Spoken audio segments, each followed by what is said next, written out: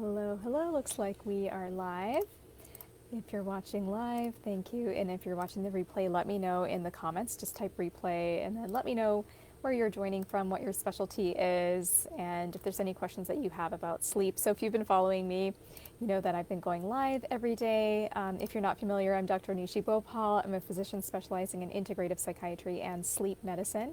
And so I've been going live every day on Facebook, just talking about different sleep tips. Today is Facebook Live number 11. So today what we're thinking about is, or what we're talking about is two things to think about when your patient is still sleepy and tired, but they tell you they're getting enough sleep. So we're going to look at two really simple things to consider that sometimes get overlooked. And it's going to sound pretty obvious and pretty simple, but I like to keep things simple. And sometimes you find things that like were just so obvious and in your face the whole time that might have been missed. And this actually came up in my clinic this week with a patient of mine. She said she's still tired, she's getting enough sleep, and she just doesn't understand why she's still so tired and sleepy. So I'm going to share a little bit about what to think about and what was going on with this particular patient.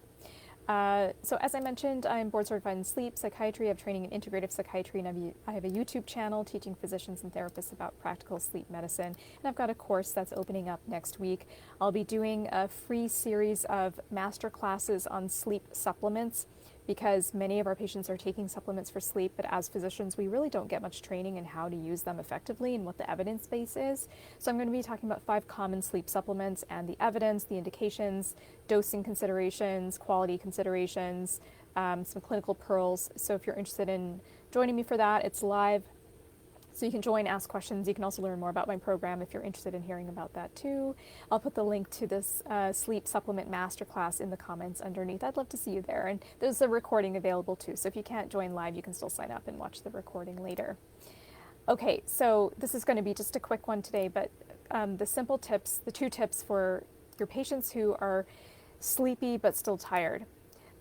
So oftentimes we'll start thinking about things like sleep disorders, like, okay, do they have obstructive sleep apnea? Do they have restless leg syndrome or something that's disrupting their sleep? Is there anemia? Is there a vitamin D deficiency? Do they have a thyroid issue or other things like this? And all of those things are important to consider.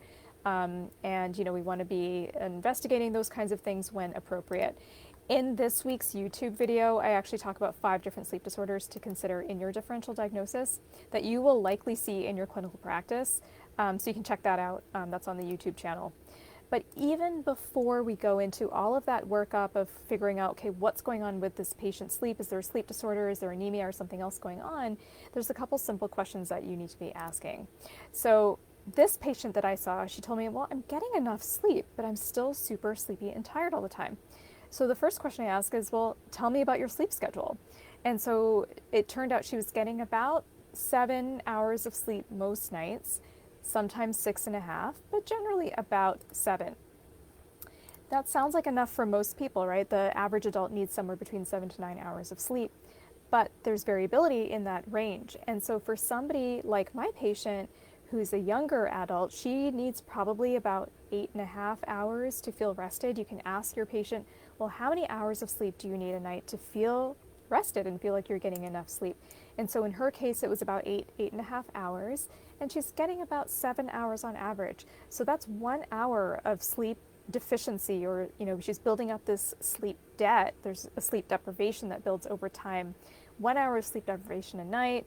So she's like 7 hours sleep deprived every week, and then over the course of a month, that's like 30 hours or 31 hours of sleep deprivation, and that does add up and have an impact. And so when I explained it like that to the patient, the light bulb went off and she said, oh, yeah, I'm actually not getting enough sleep. No wonder I'm tired all the time. So she was getting what's in that recommended range of 7 to 9 hours, but for her personally, it just simply wasn't enough. And I've been working with her for years, and she kind of knew she needed more sleep than that. So that was one of the low-hanging fruits that we could focus on, which was just simply getting a little bit more sleep. So we worked on sleep schedule, ways to get to bed a little bit earlier, ways to maybe delay her wake time, because she was hitting her snooze button multiple times in the morning. That was causing another hour or so of sleep disruption. So we looked at that. The second thing that came up with her is we investigated her sleep schedule, and it turned out she was also dealing with social jet lag. If you're not familiar, social jet lag is just like jet lag that we get when we travel across time zones. But in this case, it's the type of jet lag we experience without actually traveling. So in her case, she was waking up around 6:30 on a weekday, and then getting up around 9-ish on a weekend. So that's like a 3 hour, 2.5 to 3 hour time difference. So that's just like going from San Francisco to New York every weekend. And the same symptoms as you get with jet lag from traveling apply here.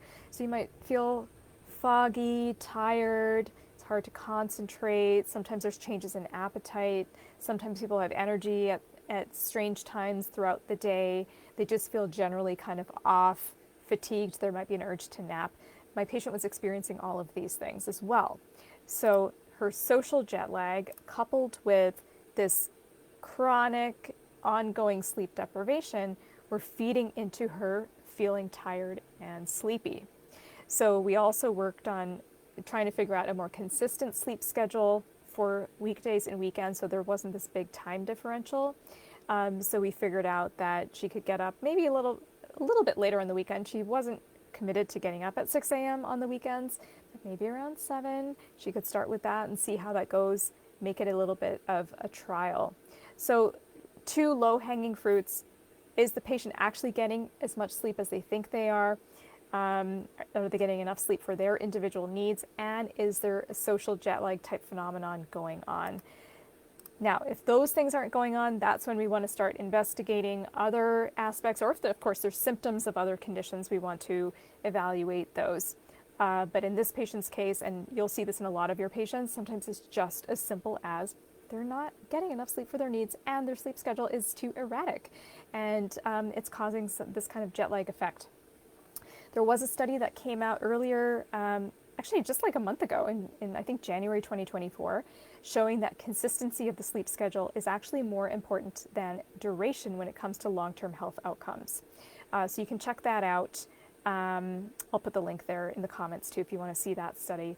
But working on consistency and then adequate sleep for the patient's sleep needs, really simple stuff. So hopefully that was helpful and we'll just get you thinking about some simple things you can do with your patients. So next week we're going to be doing the Sleep Supplements Masterclass. You can register for that. It's totally free. It's live. There's 3 different dates to choose from, so I'll put the link in the comments.